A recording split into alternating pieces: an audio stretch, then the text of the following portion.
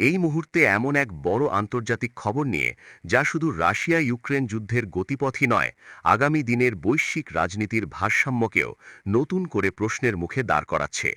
অভিযোগ উঠেছে, ইউক্রেন একযোগে ৯১টি দূরপাল্লার ড্রোন ছুড়েছে রাশিয়ার প্রেসিডেন্ট ভ্লাদিমির পুতিনের রাষ্ট্রীয় বাসভবনের দিকে। ঘটনাটি ঘটেছে ২৮ ও ২৯ ডিসেম্বরের মধ্যবর্তী সময় রাশিয়ার নভগরোদ অঞ্চলে অবস্থিত সেই বাসভবনকে লক্ষ্য করে। মস্কোর দাবি, এটি কেবল একটি সামরিক উস্কানি নয়, বরং সরাসরি রাষ্ট্রপ্রধানকে লক্ষ্য করে চালানো সন্ত্রাসবাদী হামলার চেষ্টা। রাশিয়ার বিমান প্রতিরক্ষা ব্যবস্থা সবকটি ড্রোনই প্রতিহত করেছে বলে জানানো হয়েছে।